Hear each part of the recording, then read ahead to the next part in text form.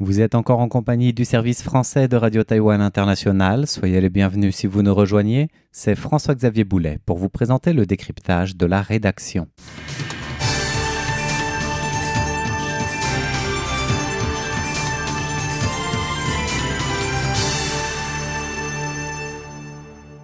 Avez-vous entendu déjà parler de la route bleue à Taïwan? Une destination dite paradisiaque, éblouissante, et qui conduit vers un petit triangle de petites îles à l'extrême sud du comté de Pingtung. Il s'agit de Xiaoliuqiu, le paradis des tortues de mer et de la plongée.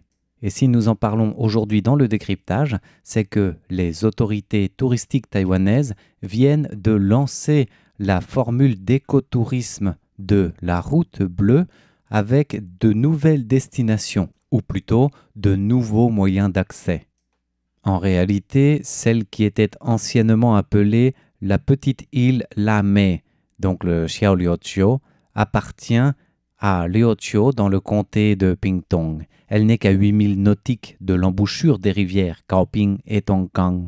Et on peut même apercevoir la zone panoramique nationale de la baie Tapeng juste de l'autre côté, une fois qu'on est sur place. Île paradisiaque pour le tourisme, pour la plongée, pour les vacances et l'observation des tortues de mer, la température de l'eau moyenne supérieure à 25 degrés toute l'année est aussi un atout pour cette île corallienne qui ne manque pas d'attrait touristique. Et le trajet pour s'y rendre depuis la pointe sud de Taïwan ne prend qu'une petite demi-heure. Mais cette célèbre destination touristique a largement changé de paysage ces dernières années en matière d'affluence de tourisme, bien sûr à cause de la pandémie aussi. Avant la pandémie, c'était entre 2 et 3 millions de passagers qui étaient enregistrés sur l'année.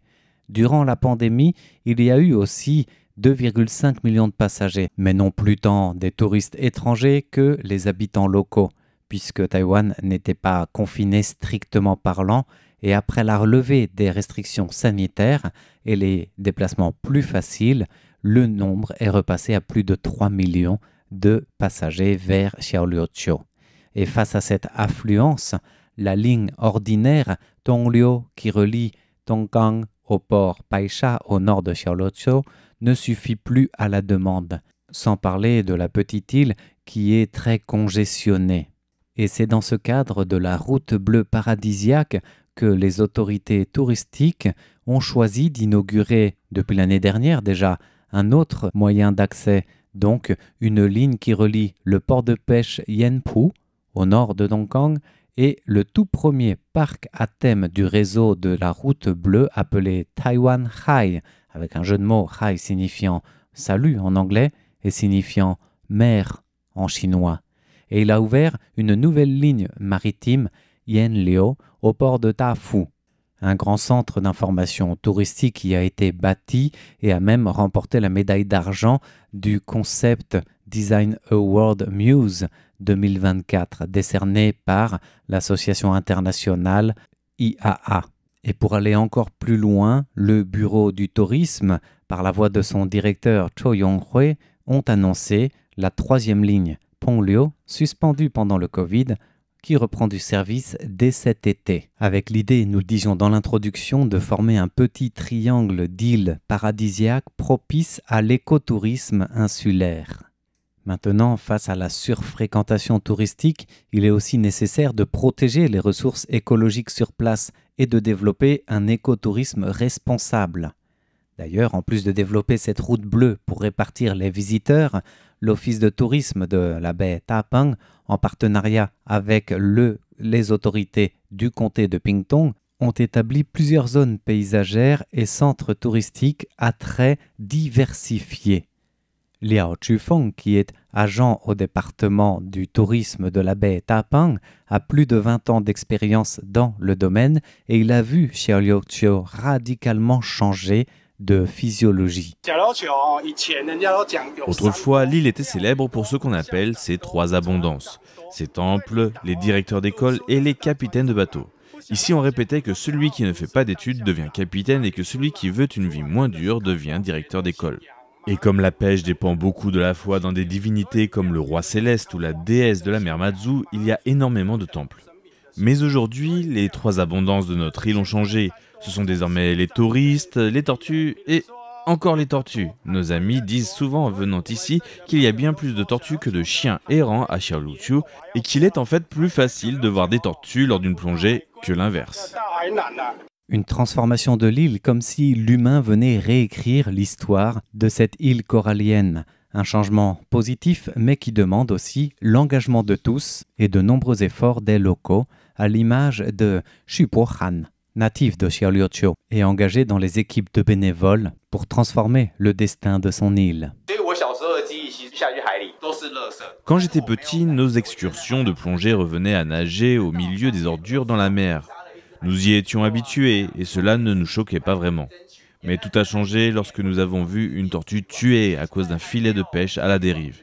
Ici, nous avons vécu cela comme un drame. Ça a été l'électrochoc pour agir et de nombreux bénévoles se sont mobilisés pour faire interdire les filets fixes dans un rayon de 3000 nautiques autour de l'île.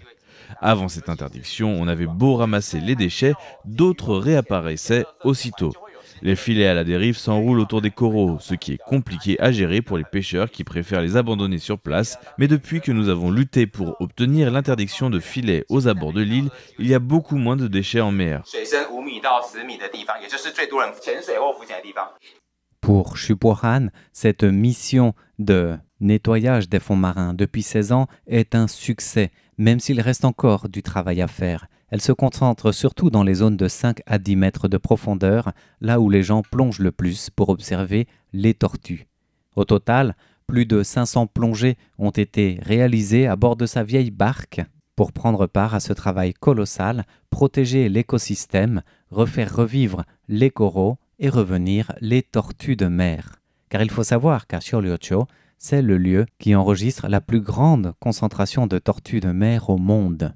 Et même la diversité marine et de nombreuses espèces de poissons sont de retour, qui n'ont plus peur de la présence humaine, tant que cette dernière les respecte. Quand j'étais enfant, je me rappelle que les tortues avaient peur des gens. Elles fuyaient dès qu'on essayait de s'en approcher. En réalité, les tortues sont des animaux très myopes qui ne distinguent pas facilement les déchets ou les filets flottants.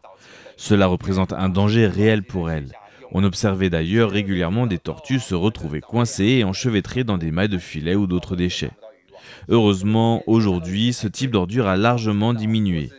Dans le même temps, la biodiversité marine revit avec plus d'algues qui se développent, ce qui enrichit l'alimentation des tortues. Et surtout, les tortues sont moins menacées avec la présence humaine puisque les habitants sont devenus très bienveillants et ne capturent quasiment plus les tortues. Voilà pour cette situation gagnant-gagnant construite sur près de 20 ans de politique de sensibilisation locale, puis de travail avec les autorités centrales et maintenant un écotourisme responsable pour faire revivre Xiaoluqiu. Merci de votre écoute, c'était le décryptage de la rédaction présenté par François-Xavier Boulet pour RTI.